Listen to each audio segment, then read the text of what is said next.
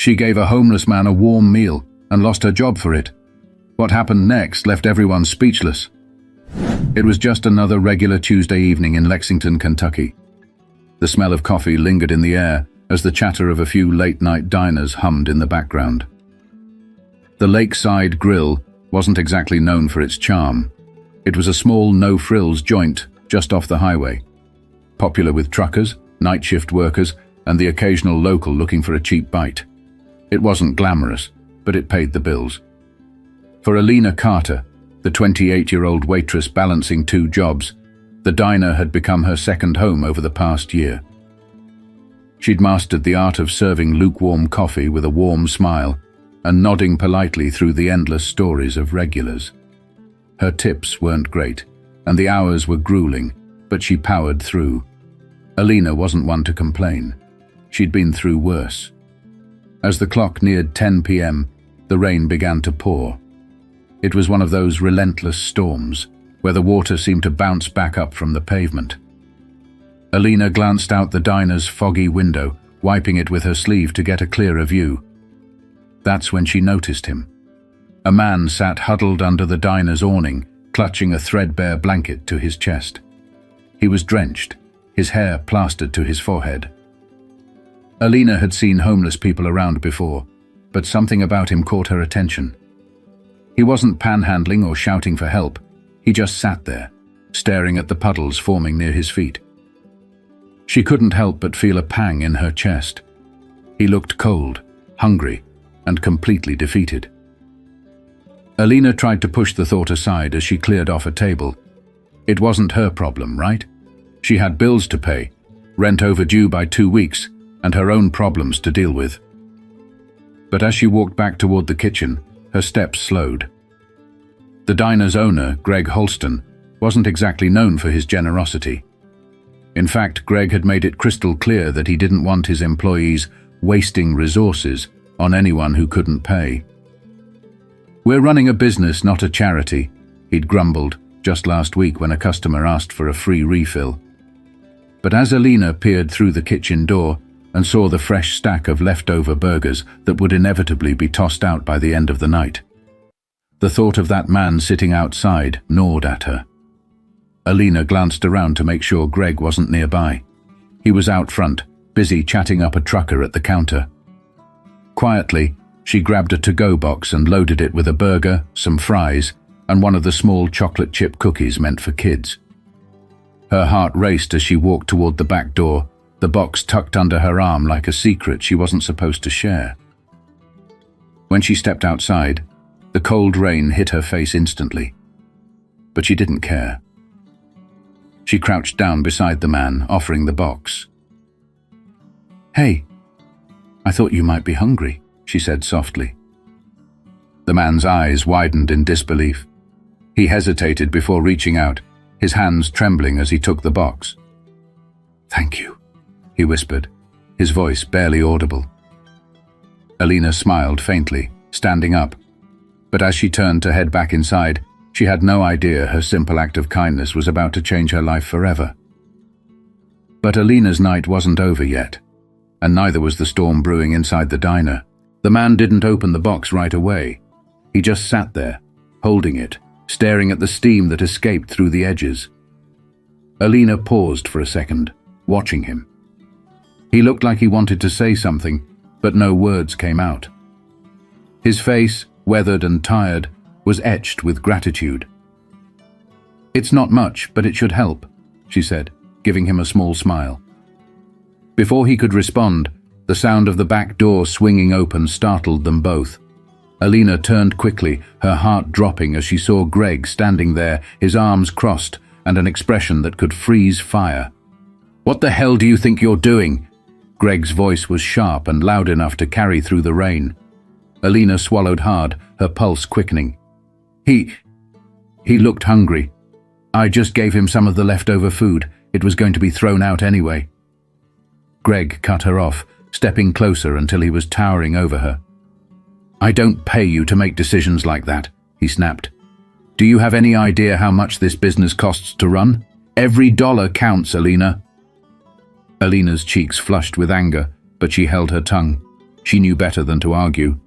Greg wasn't the type to listen to reason, and the last thing she needed was to make him even angrier. "It was just one meal," she said, trying to keep her voice calm. "I thought—" "You didn't think, Alina," Greg barked. "That's the problem.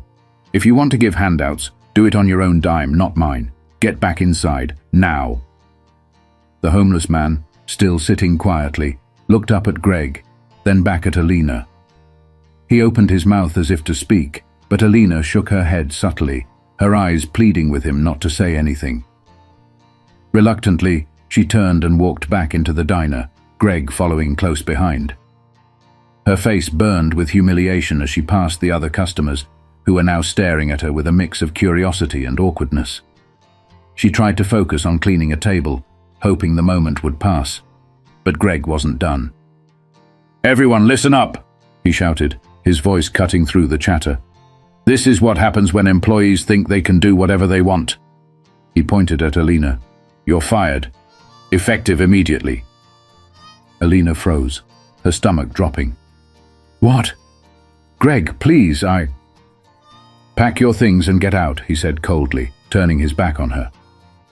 The diner fell silent. The regulars, who had come to know Alina as the hard-working waitress who always greeted them with a smile, exchanged uneasy glances. No one said a word. Alina stood there for a moment, stunned. She wanted to scream, to argue, to make him understand that she was just trying to do the right thing. But she knew it wouldn't matter. Greg had made up his mind. She walked to the back room, grabbed her jacket and bag, and made her way toward the door. Her co-workers avoided her gaze, and the customers suddenly found their plates very interesting.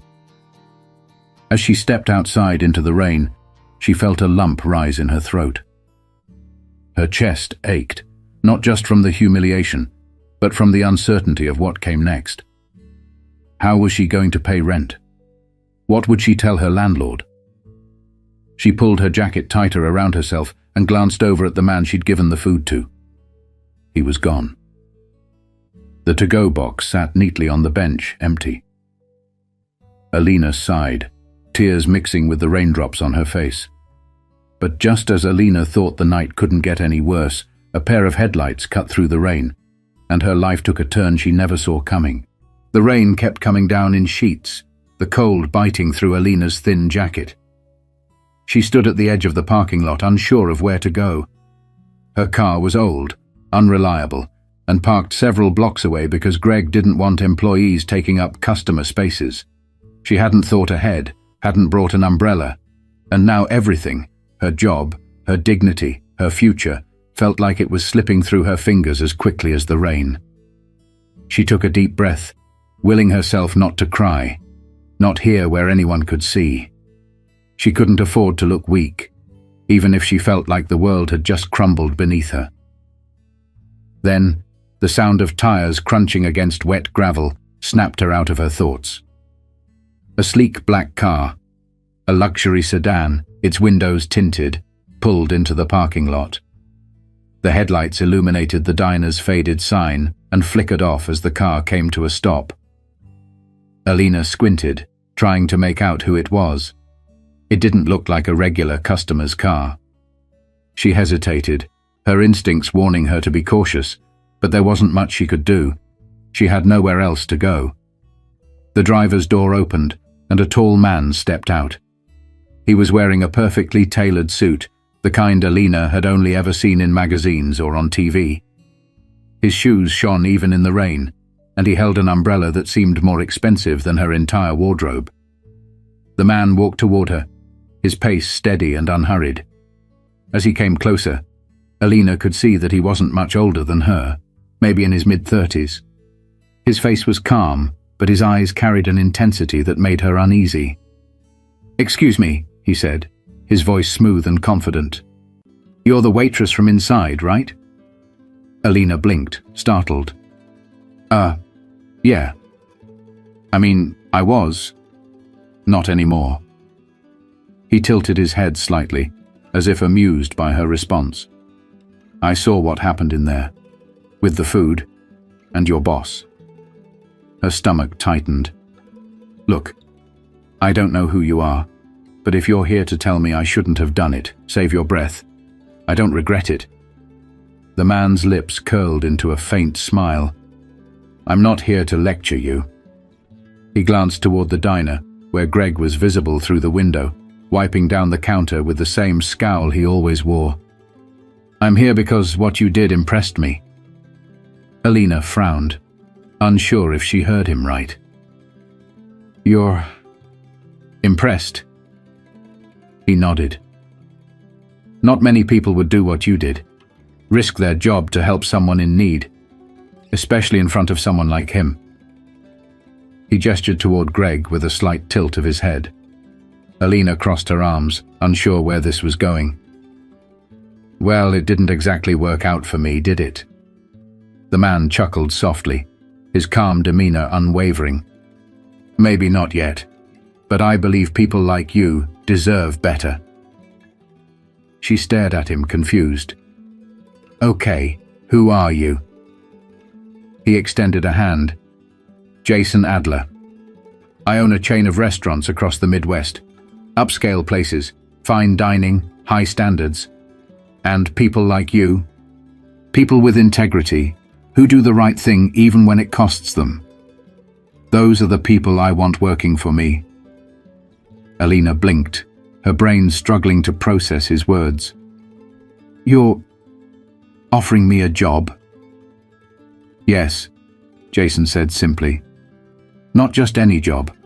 A managerial position, good pay, benefits, a fresh start." Her mouth opened, then closed again. It sounded too good to be true. "Why? You don't even know me." Jason's expression softened. "I know enough. I saw you put someone else's needs above your own. That tells me everything I need to know about your character." Alina felt her chest tighten, but this time it wasn't from fear or anger. It was something else. Hope. But even as Alina listened to Jason's offer, a small, doubtful voice in the back of her mind whispered, "Was this for real, or was it just another storm waiting to break?" Alina stood there, her shoes sinking slightly into the water pooling beneath her. Jason's words hung in the air, almost too surreal to believe. A managerial position? Good pay? Benefits? It sounded like the kind of thing people dreamed about but never actually got. She shifted her weight awkwardly, crossing her arms tighter against the rain. "I don't know," she said, her voice cautious. "It just seems... Why would you do this for me? You don't even know my work experience, or if I'm qualified for a position like that." Jason tilted his head, studying her. "You're right. I don't know every detail about your resume, but I know what I saw tonight. That's what matters most to me." She furrowed her brow. "What do you mean?" Jason gave a faint smile. "In my line of work, I meet all kinds of people.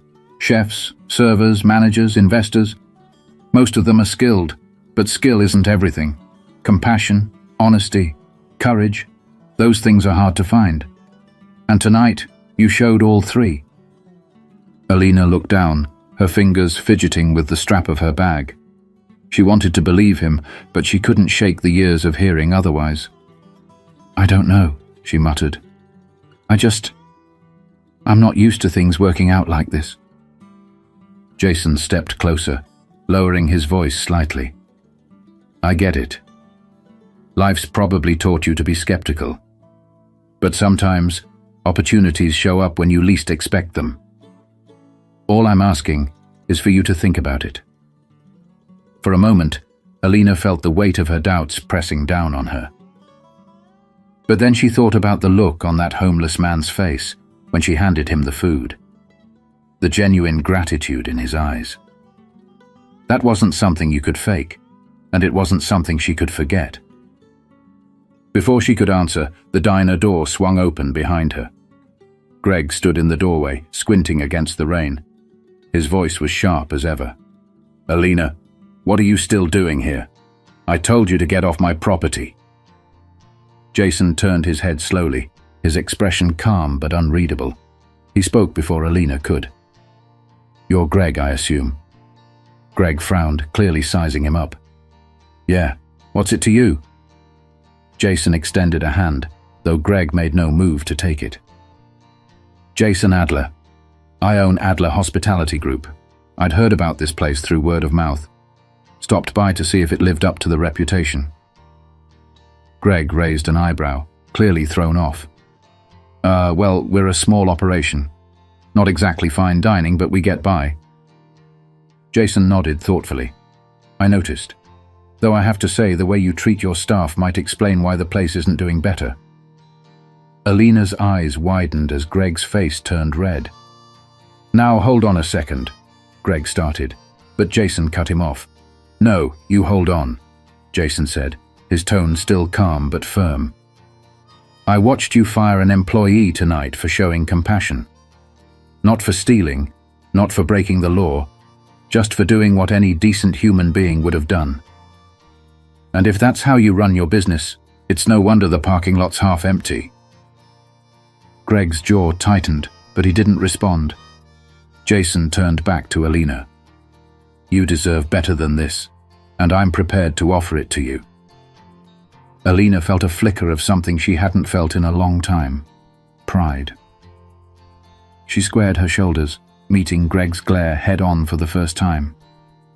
I think I'll take you up on that offer, she said, her voice steady. Jason smiled.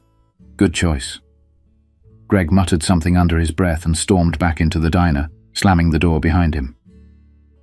For the first time that night, Alina let out a breath she hadn't realized she'd been holding. The rain didn't feel as cold anymore, and the heaviness in her chest started to lift. But even as she walked toward Jason's car, a question lingered in her mind. Was this really the start of something new? Or was she setting herself up for disappointment all over again? The inside of Jason's car was warm and pristine, a sharp contrast to the wet, chaotic night Alina had just endured. She sat in the passenger seat, clutching her bag tightly as Jason navigated the rain-soaked streets. The soft hum of the engine and the faint sound of jazz playing on the radio filled the silence. Jason glanced over at her. You don't have to look so tense. I'm not going to bite, he said with a small chuckle. Alina forced a nervous laugh. Sorry. It's just... I've never had anything like this happen to me before. He nodded, his eyes on the road. Understandable. But trust me, this isn't some kind of scam or charity case. I'm offering you this because I see potential. That's it. They pulled into the parking lot of a modern building with sleek glass doors and glowing signage that read, Adler Hospitality Group. Jason parked and stepped out, motioning for Alina to follow. As they entered, Alina was struck by the contrast between this place and the diner she'd just left. The lobby was bright and polished, with photos of elegant restaurant interiors lining the walls. A receptionist greeted Jason warmly, her eyes briefly flicking to Alina with curiosity, but no judgment. Jason led Alina into his office, a spacious room with floor-to-ceiling windows overlooking the city. He gestured for her to sit in one of the leather chairs across from his desk. All right, he began, settling into his chair. Let me explain how this is going to work. Alina leaned forward slightly, her nerves still buzzing. I manage several restaurants, Jason said. Most are high-end, but I also have a few casual spots for families and middle-income customers. What I need is someone who understands people, customers and employees alike. Someone who can create an environment where people want to be. He paused, letting his words sink in. I can teach you the technical stuff. Inventory, scheduling, cost control. That's all easy. What I can't teach is empathy. That's what you already have. And that's why I want you on my team. Alina blinked, stunned. You're serious about this? Jason smiled. Completely. You'll start as an assistant manager at one of our casual spots, with full training. If it goes well, you'll move up to running your own location. Sound fair? She nodded slowly, her mind spinning. This felt too good to be true, but Jason didn't seem like the kind of man who played games. "Why don't we start with a tour of the place?" he suggested, standing up. The next hour flew by as Jason showed her around the company's headquarters, introducing her to a few key team members and explaining the basics of how his restaurants operated. For the first time in years, Alina felt a spark of excitement, not just about the job, but about the possibility of a future that didn't involve struggling paycheck to paycheck. By the time Jason dropped her off at her apartment, the rain had stopped and the clouds were beginning to clear. Alina climbed the stairs to her tiny studio, still trying to process everything that had happened. She stood by the window, looking out at the city lights. And for the first time in a long time, she allowed herself to hope. The next morning, Alina returned to the Lakeside Grill, not as an employee, but to speak to the man she'd helped the night before. She found him sitting on the same bench, now with a slightly cleaner shirt and a small backpack at his feet. "Hey," she said, approaching him cautiously. He looked up, surprised. "You're back?" Alina smiled. "I wanted to check on you. You doing all right?" The man nodded, his expression softening. "That meal last night. It was the first real food I'd had in days. Thank you." She sat down beside him, pulling a folded piece of paper from her pocket. "I might not be working here anymore, but I got a new job. And with it comes some resources. Here's a list of places you can go for help. Shelters, food banks, even a few job placement programs." His eyes filled with tears as he took the paper. "I don't know how to thank you." "You don't have to," she said.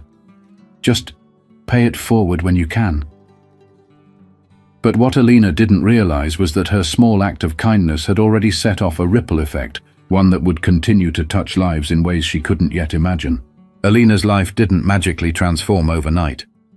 The new job came with its own challenges, learning how to manage staff, understanding complex operations, and stepping into a role she'd never envisioned for herself. But for the first time in a long time, she felt like she had a purpose. The man she'd helped outside the diner, whose name she later learned was Terence, found his way to one of the shelters she recommended. A few weeks later, she got a handwritten note from him, thanking her again and telling her he'd been accepted into a vocational training program. Jason kept his word too. Under his mentorship, Alina flourished in her role, eventually earning a promotion to general manager at one of his upscale restaurants. Her paychecks no longer felt like a constant source of anxiety, and she began to see the world not just as a place of struggle, but as a place of opportunity. But what stuck with her most was the lesson she learned that night at the diner. Kindness doesn't always come easy. Sometimes it costs you something, a job, your pride, even the approval of those around you. But in the end, it always comes back in ways you can't predict.